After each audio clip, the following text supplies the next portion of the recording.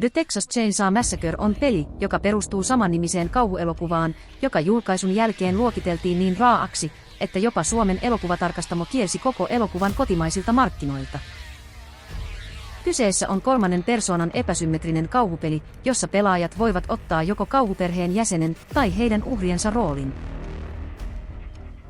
Pelistä huomaa, että lähdemateriaali on ollut tekijöille läheinen, toisin sanoen kehittäjät ovat selkeästi elokuvansa katsoneet, ja peli tuntuu faneilta faneille tyyppiseltä tuotokselta. Tuloksena on miellyttävää PvP-online-mätsäämistä, jossa yksinpeliä ei ole. Pelin alussa pelaaja voi valita, haluaako pelata perheen vai selviytyjän roolissa. Valitessaan perheen, pelaaja ohjaa Letterfaceä tai yhtä perheen jäsenistä.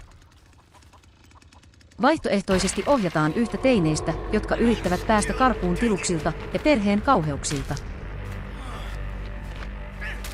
Pääosin peli on veristä ja paikoin hyvinkin intensiivistä, 4-3 nettipelaamista.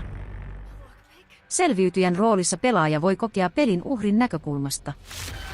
Kellarista saattaa selvitä maan pinnalle, mutta sitten pitäisi vielä löytää jokin 4 vapauteen päästävästä uloskäynnistä. Moottorisahan laulu jossain etäällä saa herkästi sydämen pomppimaan kurkkuun, ja selviytyjänä pelaaminen tuntui pitävän pelikokemuksen tuoreempana pidempään.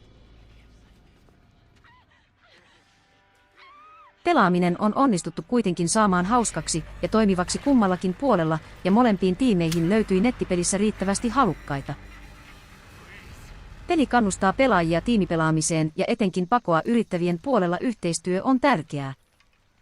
Uniikkina yksityiskohtana mainittakoon perheen vaari, NPC-hahmo, jolle juotetaan ympäristöistä ja selviytyjätiimin pelaajista kerättyä verta. Vaarin erikoiskykynä on paikantaa liikkuvat pakenijat ja kyky vahvistuu mitä enemmän häntä juotetaan. Ilman vaarin apua ja juottamista selviytyjiä on merkittävästi vaikeampi löytää. Kaikki pelattavat hahmot ovat erilaisia kyvyiltään sekä ominaisuuksiltaan, ja hahmovalinta määrittääkin suuren osan pelaajan pelityylistä.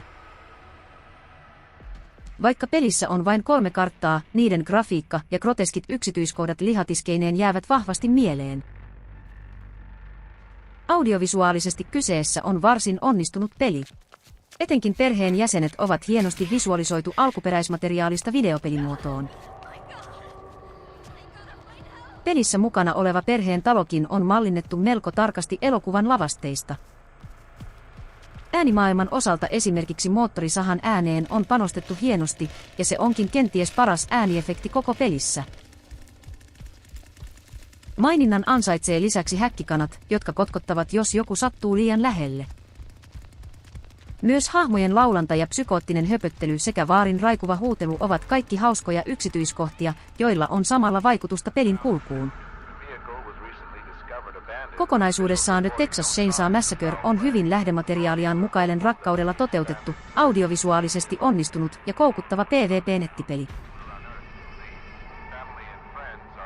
Pelin hahmoja puolesta riippumatta on melkein yhtä miellyttävää pelata. Se kaipaisi kuitenkin ehdottomasti lisää karttoja ja vaikkapa mahdollisuutta treenata botteja vastaan, siitäkin huolimatta, että pelin hintaluokka budjettitasolla liikuskeleekin.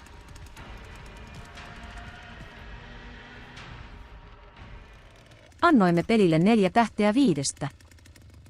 Arvostelu on kokonaisuudessaan luettavissa verkkosivustollamme. Kiitos katselusta.